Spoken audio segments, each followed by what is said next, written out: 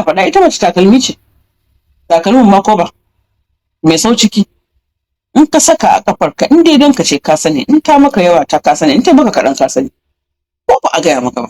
Akwai mace da kai kanka ka san ba mace ka bace wallahi, amma fa san rai sai sa ka rutsa idan ka sai ka ga a ita ai kai ita kake so za ka aure, amma wata matar kai ma ka san ba matar ka bace. Kamar da nake bada misali, ka je zance an ce maka ta jamu a gidanmu wallahi tallahi ai ko babanmu bai sai kaza ba. To kai ne kai sai kuma kai wani abu a gidanka kai idan ka aure yar wannan gidan?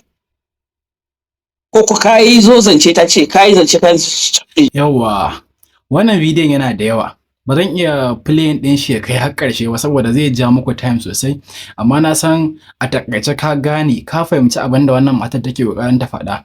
Wannan bidiyon ga maza ne wanda suke tunanin babu macen da tafi ƙarfin namiji. Ba haka bane ba.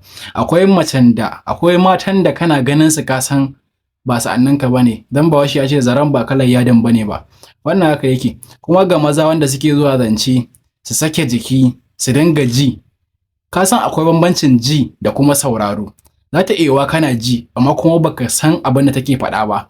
To idan ka je zance ka mai da hankalinka ka saurari yarinya, a nan ake gane mace ta gari da macen da ba ta gari ba. Wannan shine amfanin zance. Kar ka je kawai ka saki jiki kawai kana surutai, baka san ma me kake faɗa ba kuma baka san ma yarinyar me take faɗa ba. Ka saurare ta da kunnen basira, a lokacin za ta faɗa abubuwan da ita kanta wadda san ta faɗa ba saboda shauƙin soyayya. Kai kuma a lokacin za ka yi analyzing ka gane wannan yarinyar za ka iya zama da ita ko kuma ba za ka iya zama da ita ba.